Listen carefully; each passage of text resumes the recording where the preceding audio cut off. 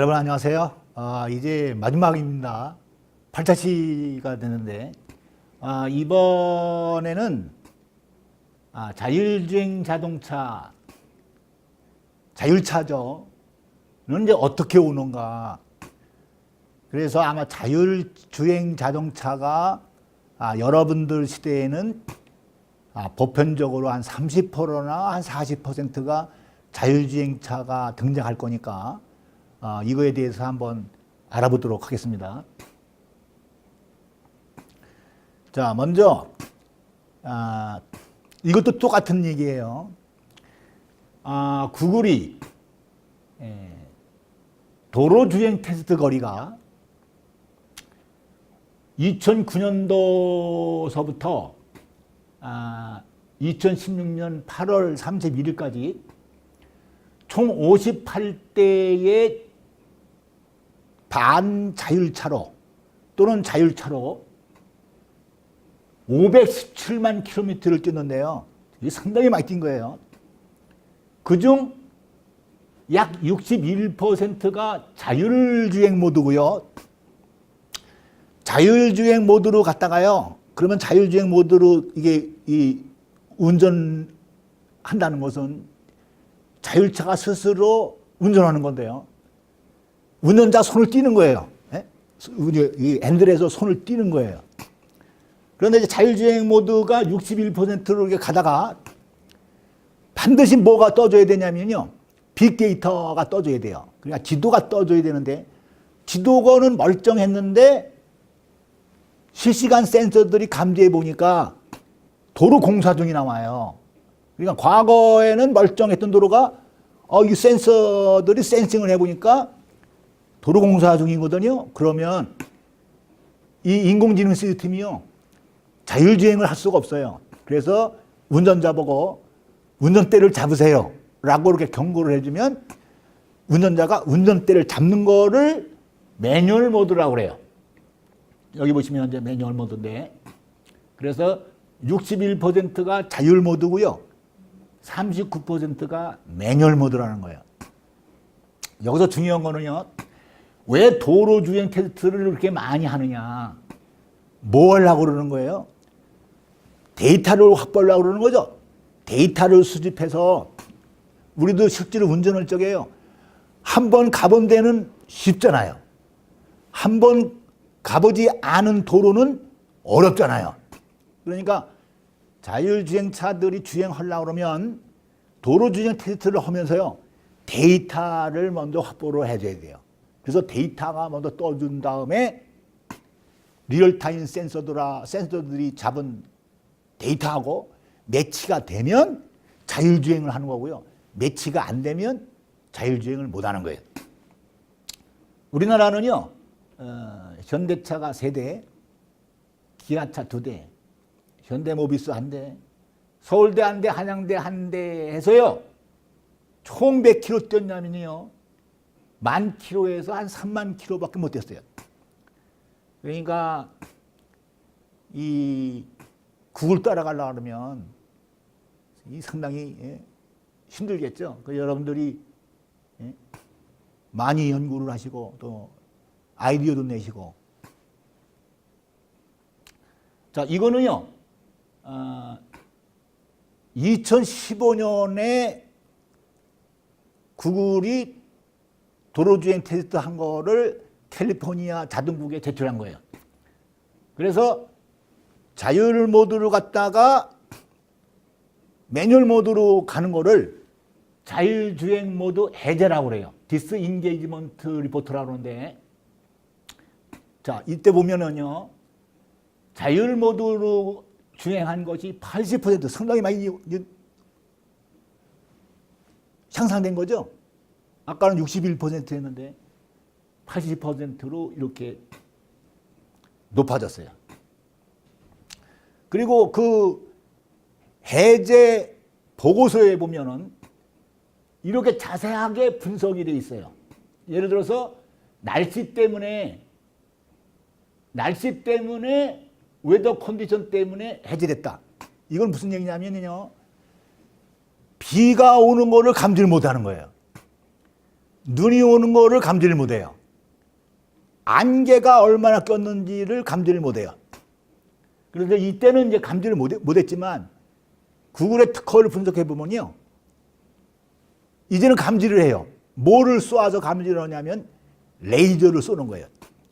레이더는 전파예요. 레이더는 전파니까 레이더를 쏘면 전파니까 물에 흡수가 되죠.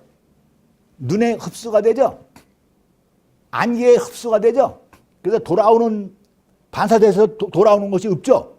그러니까 레이더는 비와 눈과 안개를 감지를 못하지만 레이저는요, 적외선 레이저를 쓰든지 가시광선 레이저를 쏘든지 자외선 레이저를 쏘기 때문에 파장이 상당히 짧죠. 강력하죠. 직진으로 쏘기 때문에요, 비와 눈과 안개를 50%에서 60%를 감지를 해요. 자, 이와 같이 자세한 이유를 왜 해제를 했는지 이렇게 자세히 분석을 해요. 이거 분석을 해서 어디서 이 데이터를 넣냐면 인공 버추얼 랩에다가 넣는 거예요. 인공 버추얼 랩에서 해제한 이유를 다 넣어서 가상 도로 주행 테스트를 하는 거예요. 그래서 58대의 자율차들한테 또는 반자율차들한테 학습을 시켜요. 학습을 시키고 거기서 찾은 답을 뭘로 쓰는 거예요? 특허를 쓰고 있더라 이거예요. 또 놀라운 것은요, 58대가요 하루에 480만 킬로미터를 뛴다. 인공 버추얼 랩에서. 우리나라는 인공 버추얼 랩이 없어요. 이 국가의 그 로드맵에도요 안 들어가 있어요. 자, 이게 2013년 5월 30일 날 미국의 도로교통 안전국에서 만든 거예요. 물론 도로교통 안전국과 뭐 구글, 그다음에 우버, 그다음에 제너럴 모터, 포드 이렇게 자동차 산업계하고 같이 머리를 맞대고 만드는 거예요. 이때는요, 자율차의 수준이 이렇게 0에서 1, 2, 3, 4로가 돼 있었어요. 그런데 2016년 9월 20날 또 미국이요, 자율차를 국가 전략기술로 또 도입하는 거예요. 국가 전략기술로 채택을 해서요, 10년 동안 자율차 개발하는데 5조, 도로 인프라 데이터 수집하는데 5조, 10조를 퍼붓는 거예요. 그러면서 이때 SAE 인터내셔널이라고 있어요. Society of Automotive Engineers의 약자인데, 이 사람들이 2014년에 1월에 채택한 이 J3016이라는 것을 표준을 잡아요. 그래서 여기 보면은 총 6개의 수준이 나와요. 앞에서 봤던 레벨 4가 레벨 5로 바뀌고요, 레벨 4가 껴들어간 거예요. 여기 보시면 레벨 3는 제가 말씀드렸듯이요, 인공지능 시스템이 자율주행으로 가다가 도로 공사 중이면 운전대를 잡으세요 라고 하면 운전자가 운전대를 잡는 거를 레벨 3이에요. 레벨 5는요, 완전히 인공지능 시스템이요, 이거 시스템 전부 100% 운전하는 걸 말하는 거예요.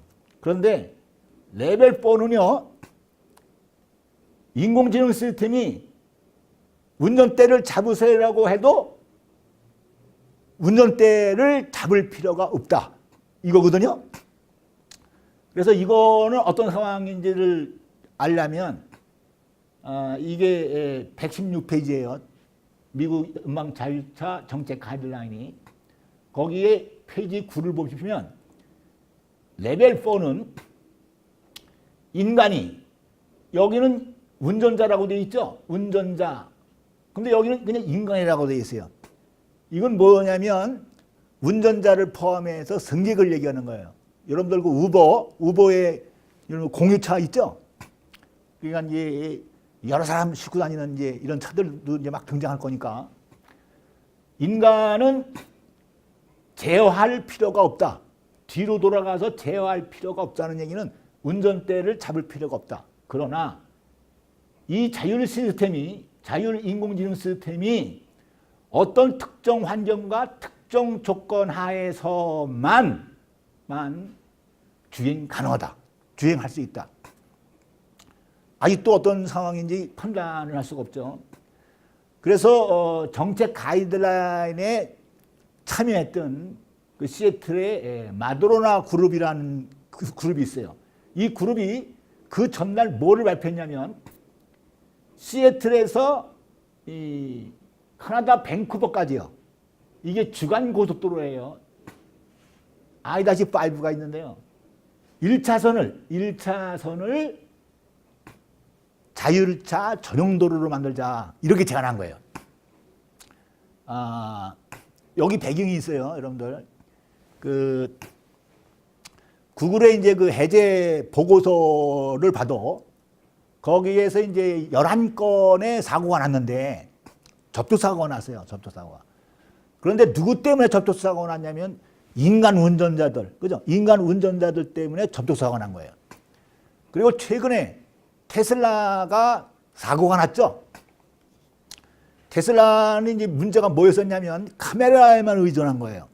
카메라가 의존해갖고 교차로가 가는데 카메라를 이렇게 감지해 보니까 파란불이 켜졌거든요.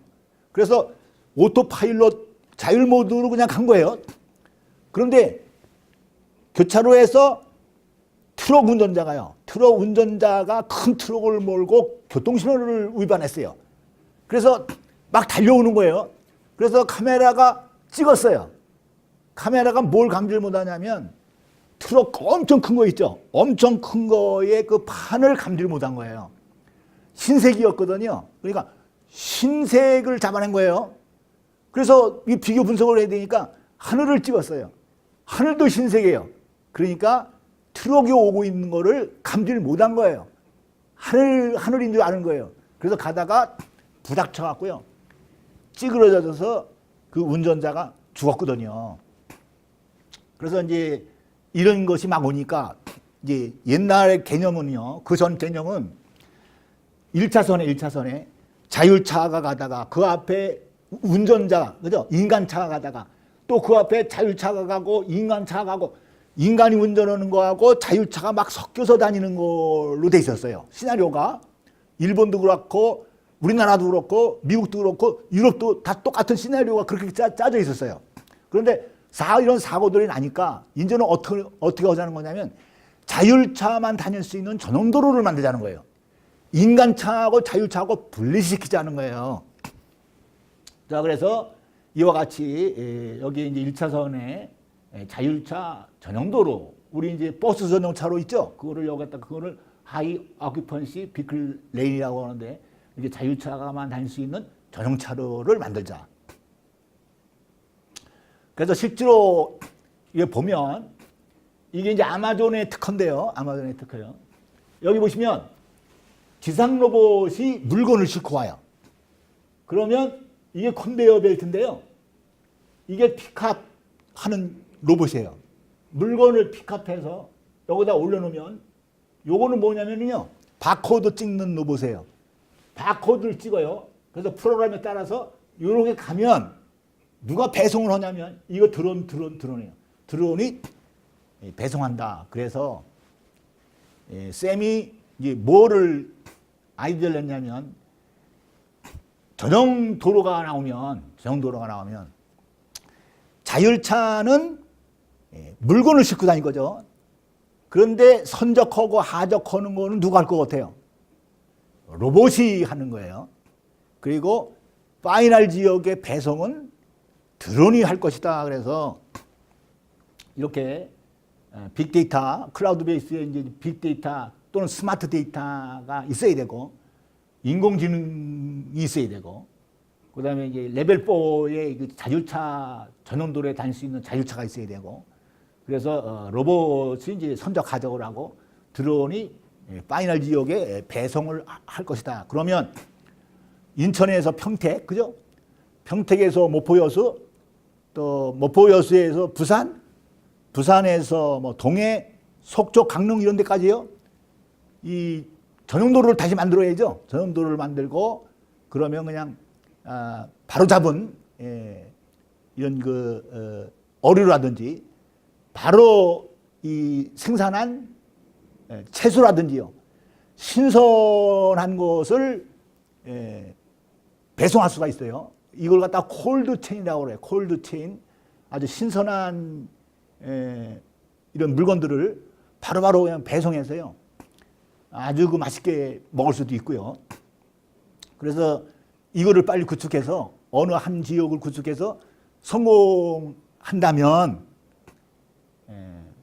일본에도 수출할 수가 있고 중국에도 수출할 수가 있고 그래서 우리나라를 부강하게 만들 수가 있지 않을까. 그래서 이제 구글의 특허 이제 108개를 이제 분석해 보니까 센싱 시스템, 뭐 자율주행 컴퓨팅 시스템, 뭐 서비스, 뭐 디자인 특허, 차량 충돌 방지, 그다음에 사용자와 자율주행 간 인증 시스템 이런 것들이 이제 주요 특허예요. 그래서 구글 특허를 보면 구글 특허는 레벨 3하고 레벨 4하고 레벨 5에 집중돼 있어요. 그리고 우리가 살펴봤듯이요. 구글은 작년에 80%가 자율 모드고요. 그죠? 그리고 9년 동안에 총 한 거가 61%가 자율 모드니까 바로 자율주행차 전용 도로에 투입할 수 있는 역량을 갖춘 기업은 구글밖에 없다. 이렇게 판단이 돼요. 자, 그래서 이제 과제가 나갑니다. 왜 구글이 2009년부터 2016년 8월까지 자율 모드와 매뉴얼 모드 등 총 517만 킬로미터의 도로 주행 테스트를 한 이유를 세 가지 적어보세요. 무엇을 하기 위해 도로 주행 테스트를 했는가 묻는 것입니다. 두 번째, 미국이 발표한 연방정부 자율차 정책 가이드라인을 보면 새로운 J3 016 표준에 따라 기존의 L4가 L5가 되고 새로운 L4가 삽입되었는데 L4가 삽입된 이유와 L4가 말하는 특정 환경 조건이란 무엇이며 이로 인해 어떤 서비스가 가능한지 서술해 보세요. 구글은 인공 버추얼 랩을 구축하고 58대로 하여금 가상으로 자율주행 테스트를 하고 있는데 시뮬레이터 역할을 하는 인공 버추얼 랩이 왜 중요한지를 서술해 보세요. 참고로 우리나라는 인공 버추얼 랩의 구축 계획이 아직 없어요. 마지막으로 J3016 표준에 따라 L5는 100% 인공지능 자율차인데 언제 등장할지와 그 이유를 여러분들이 상상해서 한번 서술해 보세요. 진짜 2100년에 100% 인공지능 자율차가 등장할 것인지 뭐 2200년에 등장할 것인지 또 어떤 분들은 이렇게 생각할 수도 있어요. 아예 L5는 등장하지 않을 것이다. 이렇게 생각하는 사람들도 있고 한번 그 상상해서 그거를 잘 기술해 보세요. 자, 이상 8차시 자율차에 대해서 알아봤습니다. 이것으로 기본 기술 과정을 모두 마칠게요. 여러분들 열심히 파이팅 하세요. 감사합니다.